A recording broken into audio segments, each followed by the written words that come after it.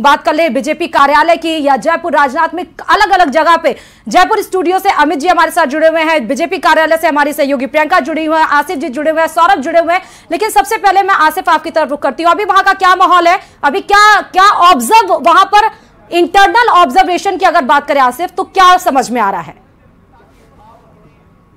देखिए, मैं सबसे पहले तो आपको कुछ तस्वीरें दिखाता हूं। अपने कैमरा साथी से कहूंगा कि वो आपको इस गेट की तस्वीरें दिखाए जहां राजनाथ सिंह की गाड़ी इस समय पोर्च में लगी हुई है।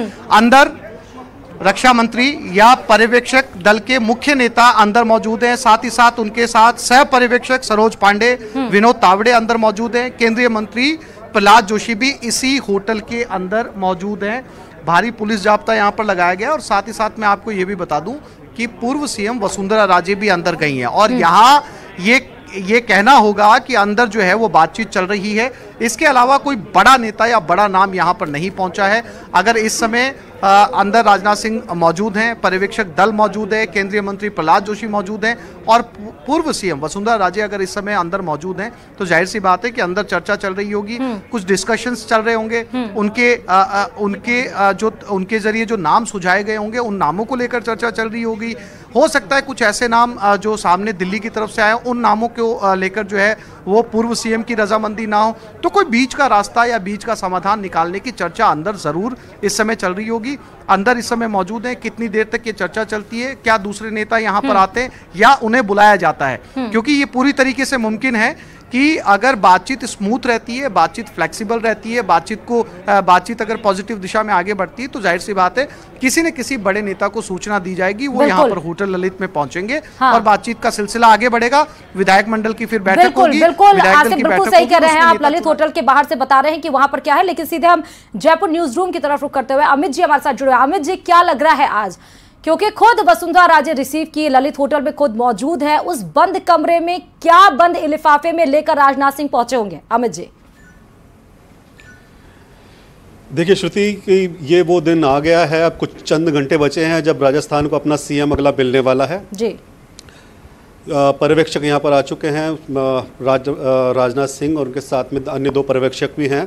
हम ये बात जो बार बार डिस्कशन हो रहा है कि कौन लोग उनकी अगवानी करने के लिए पहुँचे हैं, कौन नहीं पहुँचा है, वो इतना ज़्यादा महत्व नहीं रखता। वसुंधरा राजे ऑब्वियसली पार्टी की सीनियर लीडर हैं, इस वक्त राष्ट्रीय उपाध्यक्ष हैं, 2 बार के मुख्यमंत्री हैं। उनके अलावा वहाँ पर सौम्या गुर्जर भी थी क्योंकि वो मेयर हैं, प्रथम नागरिक हैं, तो वो उनको रिसीव करने के लिए पहुँचे हैं। ये अब इसके बाद में जब यहाँ ललित होटल पहुँचे हैं तो वहाँ डेफिनेटली इनमें कुछ बात ज़रूर हो रही होगी कुछ, लेकिन हमारा अभी भी यही मानना है कि अभी तक यहाँ पर किसी को ये नहीं पता होगा कि सीएम कौन बनने वाला है। ये बात लेकिन इतना तय है कि नाम ज़रूर चौंकाने वाला हो सकता है, जो कि हमने एमपी में और छत्तीसगढ़ में दोनों में हमने जो ये देखा कि बीजेपी अब इस तरह की पार्टी बन गई है, उसका जो केंद्रीय नेतृत्व है हमेशा इस तरीके से आपको एक चौंकाने वाली जो है डिसीजंस लेता है। हाँ। और उन्होंने एक परंपरा बना ली है, तो यहाँ राजस्थान में भी यही होने वाला है, ये माना जा सकता है। कई नाम बीच बीच में सामने आते हैं, कई तरह की बातें आती हैं, लेकिन अब कुछ ही घंटे बाकी हैं, 4 बजे विधायक दल की बैठक होगी।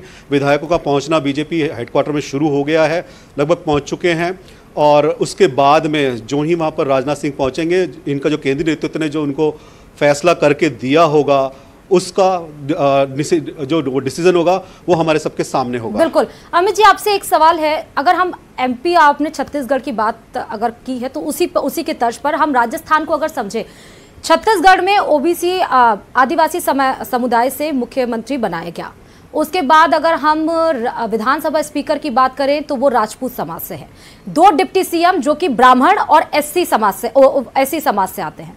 वहीं पर अगर हम छत्तीसगढ़ में आ जाएं तो ओबीसी समाज से बनाया गया मुख्यमंत्री को, उसके बाद वहां पर भी विधानसभा स्पीकर राजपूत समाज से, और एक एससी समाज से डिप्टी सीएम और एक ब्राह्मण समाज से डिप्टी सीएम। क्या इसी तरह से ही अगर हम जातियों के दृष्टिकोण से देखें, क्या राजस्थान में भी बीजेपी इसी तरह से कुछ चल रही है चाल? देखिए, राजस्थान की जो पॉपुलेशन है और डेमोग्राफी है उसके हिसाब से जातीय समीकरण साधना हर पार्टी की मजबूरी ही और चुनौती दोनों है।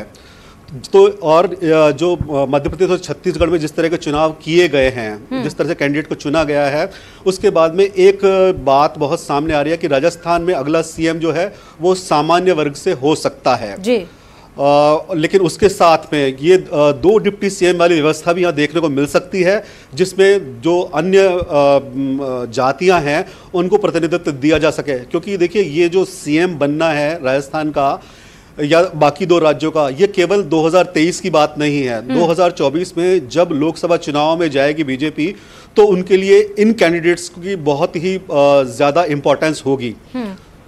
तो हम ये तो इस बात से कतई इनकार नहीं किया जा सकता कि यहाँ भी जातीय समीकरण साधते हुए अपने तीनों कैंडिडेट चुने जा सकते हैं। इवन जो स्पीकर जो विधानसभा में स्पीकर का जो नाम आएगा, वो भी उन जातीय समीकरणों को साधते हुए ही आने की संभावना पूरी है।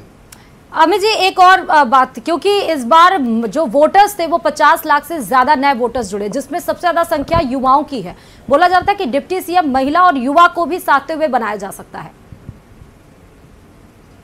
जी बिल्कुल, ये बहुत बड़ी संभावना है इसमें। क्योंकि युवा वोटर है, जो नया वोटर है, महिलाएं हैं।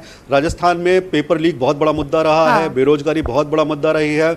बेरोजगार का जो आंदोलन चला था, उनके एक नेता को टिकट भी दिया गया था। एक अलग बात है वो चुनाव जीत नहीं पाए, लेकिन इसके बावजूद जो युवाओं को और महिलाओं को साधना बहुत ही इम्पोर्टेंट, बहुत ही महत्वपूर्ण होगा, और ये चीज़ भी देखी जा सकती है। ठीक है, मैं सौरभ आपके पास आते हुए, अभी क्या आप बोल रहे हैं 80 विधायक लगभग पहुंच चुके हैं सौरभ, अभी और कितने विधायकों के आने का सिलसिला है? इंजीनियरिंग भी सौरभ। जी बिल्कुल, विधायकों का सिलसिला आने का सिलसिला जारी है। चूंकि 115 विधायक हैं बीजेपी के, तो तमाम विधायक जो हैं वो यहाँ पर पहुँचेंगे, क्योंकि कई विधायक जो हैं वो जयपुर में ही हैं, और चूंकि अभी पर्यवेक्षक जो है वो नहीं पहुँचे, इसलिए आज से यहाँ पर संभवतः अगले 1 घंटे में जो है वो तमाम और विधायक जो है वो पहुंच जाएंगे। लेकिन ये बताया जा रहा है कि 80 से ज्यादा संख्या जो है वो इस वक्त हो चुकी है। अब इंतजार जो किया जा रहा है वो पर्यवेक्षकों का ही किया जा रहा है। फिलहाल विधायक जो यहाँ पर पहुंच रहे हैं, उन्हें गुड़ खिलाकर न सिर्फ स्वागत किया जा रहा है, बल्कि अब जो है वो लंच भी जो विधायकों का यहाँ पर शुरू हो चुका है। पहले कहा जा रहा था कि कुछ अनौपचारिक चर्चाएं जो है वो पर्यवेक्षकों के साथ हो सकती है, लेकिन अभी ये जानकारी है कि पर्यवेक्षकों के साथ अनौपचारिक कोई चर्चा विधायकों की नहीं होगी। सीधी पर्यवेक्षक दल जो पर्यवेक्षक आएंगे और उसके बाद विधायक दल की बैठक जो है वो शुरू हो जाएगी। इस प्रकार की जानकारी जो है वो अंदर से निकल रही है। और यहाँ पर चूंकि अब राजनाथ सिंह यहाँ पर जब पहुंचेंगे तो सुरक्षा व्यवस्थाएं जो है वो चाक चौबंद कर ली गई है। पूरे रास्ते जो है वो बीजेपी प्रदेश कार्यालय पर हम मौजूद हैं, लेकिन आसिफ के पास जाना जरूरी है क्योंकि हलचल इस वक्त ललित होटल में भी तेज है। आसिफ, कौन कौन पहुंच गया है ललित होटल इस वक्त? अभी तक स्थिति जो है वो यथावत बनी हुई है, यानी कि वही लोग अभी भी मौजूद हैं। पर्यवेक्षक दल अंदर मौजूद है, साथ ही साथ मैं आपको बताऊं केंद्रीय मंत्री प्रहलाद जोशी भी अंदर मौजूद है, और अंदर जो है वो पूर्व सीएम वसुंधरा राजे भी मौजूद हैं। अभी तक किसी भी बड़े बीजेपी नेता की गाड़ी या किसी तरह की सूचना यहाँ पर नहीं पहुँची है।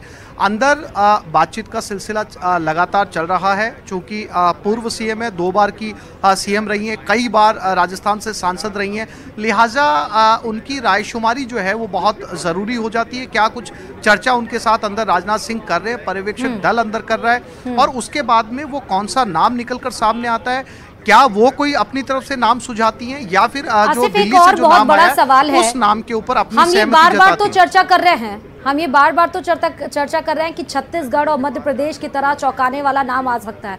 हो सकता है कि राजस्थान में कोई चौंकाने वाला नाम ना आए।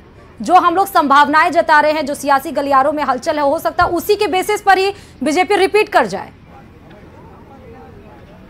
जी पूरी तरीके से मुमकिन है। मैंने पहले भी जैसा कि लगातार कहा, सुबह से ही कह रहा हूं मैं कि कयास है ये। इन कयासों को कहाँ विराम लगेगा ये तो शाम को जब विधायक दल चुनेगा या विधायक दल में एक नाम दिया जाएगा, ये तभी पता चल पाएगा। और आपने बिल्कुल ठीक कहा, बहुत हद तक मुमकिन है कि जो नाम जिन पर हम लगातार पिछले कई दिनों से चर्चा कर रहे हैं, जिन नामों पर डिबेट चल रही है, बहस, ये सब कयास है, सिर्फ अटकलें हैं।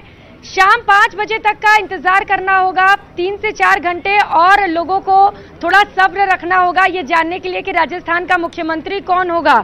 लेकिन अमित सर लगातार हमारे साथ जुड़े हुए हैं। सर, क्योंकि बताया जा रहा है कि 2 डिप्टी सीएम के नामों का ऐलान हो सकता है, इसके पीछे वजह क्या मानते हैं आप, और ये भी बताइएगा कि रेस में कौन कौन है। देखिए, पहले जो आपने सवाल किया कि 2 डिप्टी सीएम की संभावना जताई जा रही है, बिल्कुल जताई जा रही है। 2 डिप्टी सीएम हो सकते हैं, और ये इसकी जो बात निकल के आई वो इसलिए निकल के आई है क्योंकि यहाँ जातीय समीकरणों को साधना बहुत ज़रूरी है।